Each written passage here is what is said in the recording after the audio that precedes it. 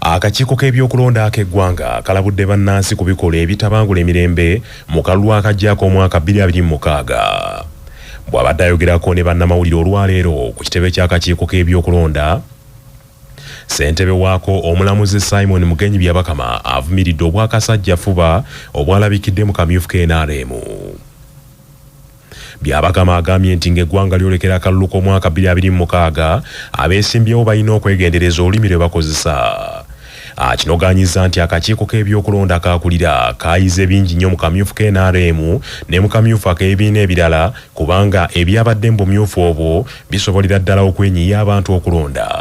Abenyigira mu kulonda ku bibiina by'obufuzi be balonzi bonnyini abagenda kwenyigira mu kulonda kwa kalulu ka bonna.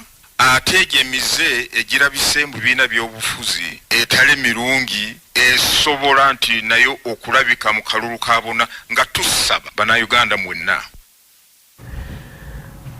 Byabakama akikaatiriza nti atali mu lukalala lw'abalonzi tagenda kukkirizibwa kutuukamu ekifo ekironderwamu kubanga bano be basinga okwenyigira mu ffujjo ate nga n'okulonda si balonzi. Byabakama akinogaanyizza era nti we batuukidde olwaleero ng'abalonzi obukadde 21 be baakeewandiisa abagenda okwenyigira mu kulonda kw'omwaka 2026 naye ng'akakiiko k'ebyokulonda akakyayongera okutereeza enkalala z'abalonzi okwetooloola eggwanga lyonna. Okulongoosa register agenda mu maaso tetunagimaliriza. We are still working on streamlining, cleaning the register so that we produce the final polling register. Naye we twogerera kati abalonzi bawerenga balinga obukadde 21. So far they are about 21 million voters abakakasiddwa nti bali ku register. Naye nga bwengambye tukyagenda mu maaso tereza register ogilongoosa mpaka bwe tunatufulumya register yennyini esembayo. Kinajjukirwa nti mu kulonda okw'omwaka 2021 abalonzi abasukka mu bukadde 18 be beewandiisa era be bateeberezebwa nti beenyigira mu kulonda okw'omwaka ogwo. Manya obuvuna obuddo obw'eddembe lyo tonyigirizibwa. Ddembe lyo ery'obwebange. Ddembe lyakukyusibwako Muna Herbal Mouthwash weegendereze obutakuguza bicupuli by'eddagala erigenda okukulaza n'okuggyamu amannyo ng'eddagala eryakakasibwa National Drug Authority weeriri mu pharmacy ne drug shops. Muna Herbal Mouthwash. Omukozi wa gavumenti yenna ayagala okwesimbawo ku kifo eky'omubaka wa Parliament kimukakatako okusooka okulekulira nga munnamateeka Hajja Beka Kayondo bw'annyonnyola. Etteeka nnyingo ey'okuna kawaayiro akookuna kamulagira okubeera nga alekulira ekifo ky'abadde akolamu ekiri ekya gavumenti senga abadde mukozi wa gavumenti oba ng'akola mu kitongole gavumenti mweyina omukono alina okulekulira ennaku 9 nga tannaba kubeera ng'agenda okusunsulwamu mu kwesimbawo okwo ku bwamemba bwa Parliament. Senga takikola n'asangibwa nga teyalekulira kye bayita resignation oyo nno okulondebwakwe kusazibwamu. Akakiiko ka Parliament akalondoola entambuza emirimu mu bitongole bya gavumenti akayitibwa Kosase katandise okunoonyereza ku bakozi 82 abagambibwa okuyita mu kamooli ne baweebwa emirimu mu kitongole ekivunaanyizibwa ku mbuuka z'ennyonyi ekya Uganda Civil Aviation Authority. Omwezi oguwedde ensonga zino zaatuuka n'ew'omukulembeze w'eggwanga n'alagira wabeewo okunoonyereza ku bakozi 152 abagambibwa nti baagulirira okuweebwa emirimu mu kitongole ekyo era abanaazuulwa n'alagira nti bakwatibwe ku nkoona. Abakozi 82 ku bakozi 152 obujulizi obuliwo bulaga nti tebalina mpapula za buyigiriza ezeetaagisa wadde nga n'okusasulwa babadde basasulwa emisaala emisava ku mirimu gye bakola. Olwaleero abakulira ekitongole ekivunaanyizibwa ku mbuuka z'ennyonyi entuuyo bazisazizza bibatu mu kakiiko ka Parliament akakosase gye baayitiddwa okubaako kye baanukula ku matankane gano n'ebirumira ebirala ebyanokolwayo mu alipoota ya Ssaabalirizi wa gavumenti ekwata ku kitongole ekyo. Abaka abatula kakiiko ako nga bakulembeddwamu ssentebe waabwe Medad Lubega Sseggona Akalyamaggwa batadde akazito ku Uganda Civil Aviation Authority okubaako bye baanukula ku nsonga eno.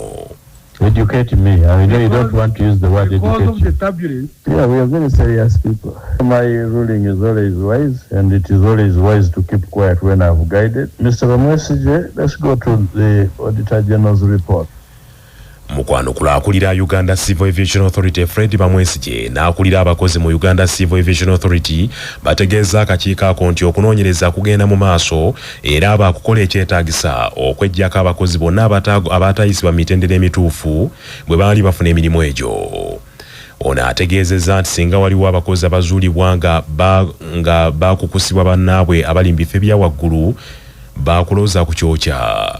Fred Bamwesige agambye nti abakozi abamu wadde nga baalabikira ku lukalala bwe bayingirira Uganda Civil Aviation Authority empapula zaabwe ezaali za wansi ddala naye abamu ku bo baatendekeddwa emirimu ne batuukana n'omutindo ogwetaagisa.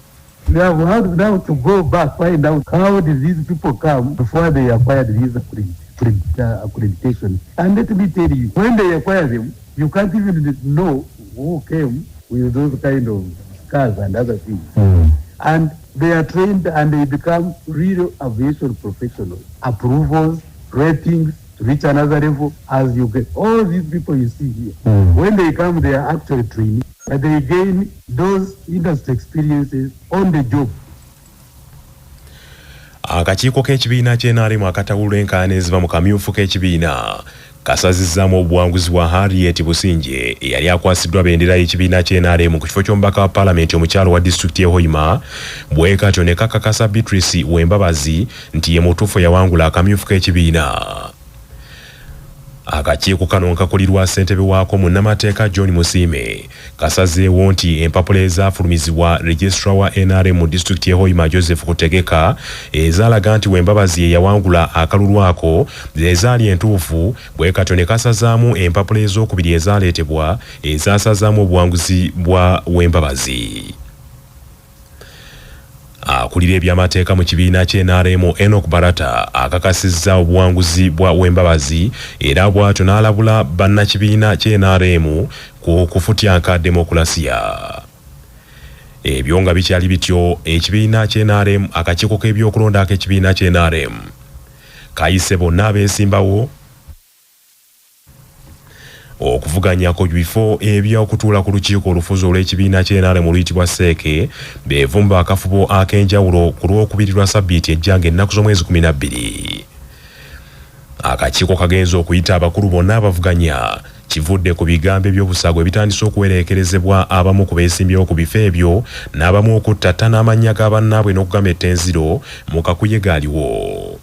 Ssentebe w'akakiiko k'NRM ak'ebyokulonda Dr. Tango Doi ategeeza bannamawulire ku kitebe ky'NRM mu Kampala nti abantu 2 n'omusobyo be bavuganya ku bifo by'ebyenjawulo ku lukiiko lwa Seeke y'NRM era bano batalaaze ebitundu by'eggwanga ebyenjawulo nga banoonya abaana abawagira ku bifo ebyo wabula kibeewuunyisizza nti ebigambo ebyogerwa mu kunoonya akalulu ate byongera kwawuluza mu kibiina.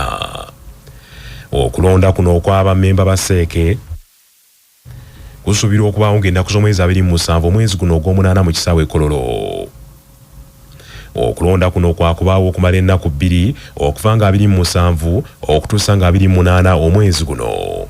Dr. Tango Doi bw'ati anakuwalidde nnyo ebigambo ebyogeddwa abamu ku beesimbyewo ku bifo eby'enjawulo ng'agamba nti ebimu byakumetta nziro n'ebindi bireebula abantu kale nga basaana okubaako kye bakaanyaako. All those vying for SEC, from the level of the first national vice chairman down up to the leagues, the commission in conjunction with the secretariat and the secretary general is convening a meeting on Tuesday at 9 a.m. Where? Here, the NRM Electoral Commission headquarters. Why do we want candidates to come for a meeting? They are now making consultations with the voters and the people out there. They are making consultations with the voters, but some of them are already using bad language. Some of them are already abusive. Some of them are describing using adjectives and adverbs which are negative about others. Tango Doi era ategeezezza nti yawuliddeko empuluwujjo nti sipiika wa paalamenti yawummula era omumyuka asooka wa Ssaabaminisita Rebecca Alitwala Kadaga yatandise dda okumuteekako ebigambo ebikikinike ng'agamba nti tasaana nakubiriza kulonda okwo okw'abakiise ku lukiiko olwa Seeke kubanga mutabani we y'omu ku bavuganya ku kifo ekya Seeke nga ayagala okukiikirira abavubuka. wabula Dr. Tango Doi agambye nti ebyogerwa si bituufu n'akatono era abaagala okwogera ebyagala kumutta tannalinnya lye ng'omuntu ye mwetegefu okubiriza okulonda kuno nga ssentebe w'akakiiko k'NRM. The commission which will handle elections is called the NRM Electoral Commission, not Tango Doi Commission. I'm answering to a rumor allegedly by the Right Honorable Kadaga, allegedly, that Tango Doi may not be the right person to handle this election. I respect the Right Honorable Kadaga so much. She was a speaker for 20 years, both deputy and speaker. She knows how conflict of interest is handled. I least expect such to come from her, but just in case it came from her. Dr. Tango Doi era ategeezezza nti ebitundu bisatu byakuna ku baregistra b'NRM abaakubiriza okulonda mu kamyufu k'ekibiina ky'NRM bagenda kuvunaanibwa emisango egy'enjawulo olw'okwonoona demokulasiya w'ekibiina ky'NRM nga kino kyava ku ngeri gye baakwatamu okulonda ne batuuka okulangirira abantu abakyamu.